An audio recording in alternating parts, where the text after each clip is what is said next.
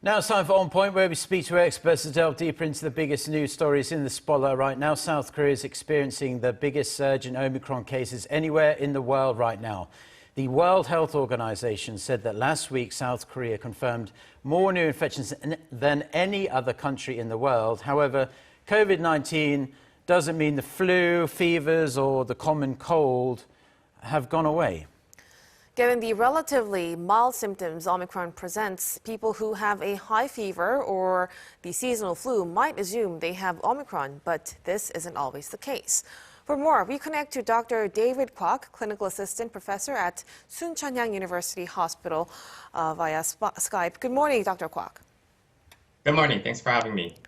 Well, aside from going to the doctor, to get tested for Omicron, are there any simpler ways for people to differentiate Omicron and flu? Well, sadly, there isn't much.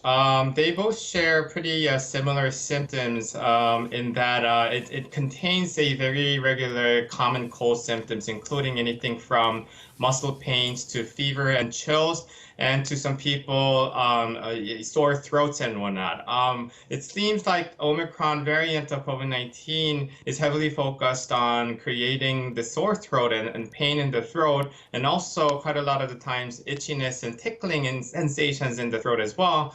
But also it doesn't mean that flu would not create such symptoms. They clearly overlap. So other than being tested clearly through the antigen test and possibly PCR test for Omicron, there's really no way symptomatically for anybody to differentiate between Omicron and flu. But let me add, the season is that we're quite out of the at the end of the year season for influenza virus. And as you said, it doesn't necessarily mean that we don't have flu. We would have different kinds of virus sources to create flu. So some things to watch out for are more of the seasonal allergic symptoms that could be differentiated from Omicron, as in a itchiness in the nostrils or rashes in the face and other allergic symptoms that accompany seasonal allergy symptoms. But it still doesn't mean that it would sort of rule out the possibility of Omicron, because in some rare cases, also Omicron could bring this. So if I summarize myself, really the best thing to do if you have any of the common cold symptoms these days, it's best for you to be checked out by a doctor, really. Wonderful. Couldn't have asked for a more comprehensive answer there. It's interesting when you say about the overlap, really, and the fact that maybe there isn't so much flu around at this time of the year, but people still get hay fever and whatnot. But is it possible for people to have Omicron and flu actually at the same time? And if it is possible, would that mean that those in high-risk groups could potentially be in more kind of health trouble if they have Omicron and flu at the same time? That's actually a very good point. There was a terminology called flurona. So it's a combination between flu and coronavirus, as we can expect. So there were many cases reported of such happening incidences, and it is possible still with Omicron that I believe can be co-inhabited with another type of common cold virus. And as you said, for those vulnerable groups of people, let's say with heavy underlying diseases and also very elderly people who are more immunely weakened, they are in a position where they're more vulnerable to have such cases.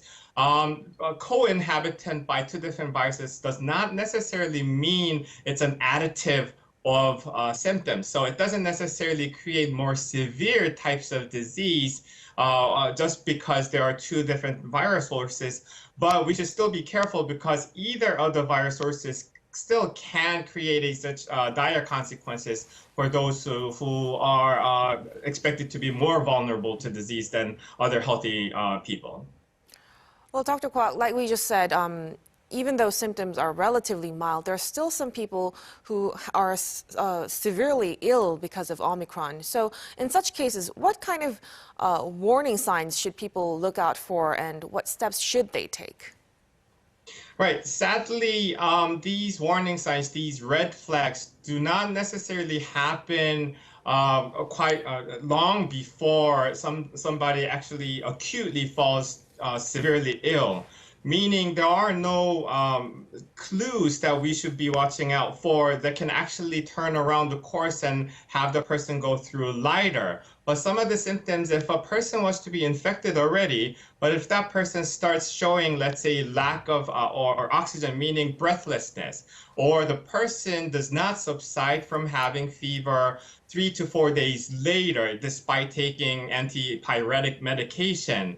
But also in some rare cases, if a person starts losing appetite extremely, those are some of the signs that when a doctor decides the person should be admitted to hospital to be looked at much closer. So if a person is infected and having these signs, the person definitely should contact the appropriate sectors to be treated for. Okay, and finally, Doctor, I just want to ask your personal opinion because we're in the third year of this pandemic now. So as a doctor yourself, what has this pandemic been like for you, both in terms of your work and professional life? Because just as ordinary citizens ourselves, we're all desperate to kind of get back to some degree of normalcy. What's it like for doctors? Well, I would share the same feelings towards pandemic and the fact that I dearly want to go back to the normalcy, the lives that we used to have before the pandemic. The types of patients definitely have shifted greatly for us. That some of the doctors that have to have taken care of for vitally unstable patients are now seeing pretty much the vitally unstable patients that are having COVID-19. For myself, who is in the primary care, the types of people that I have to be careful discerning is that some of the people with the very regular symptoms are now coming in with the signs that could be possibly due to COVID-19, and they have to be differentiated because we have other vulnerable patients waiting in line to be treated for non-COVID-19 issues. So these are some of the issues that we never used to have before the pandemic, and we have to be extra careful in discerning these differences. And for those vitally unstable patients, the doctors have to be extra careful to keep them alive. So, but I'm also having both fingers crossed that that this is the end of the whole pandemic, and sometime soon enough we'll be going back to the normalcy. All right. Dr. Kwak, thank you so much for sharing your insights and expertise. Have a great weekend. You too. Thank you very much. Thank you.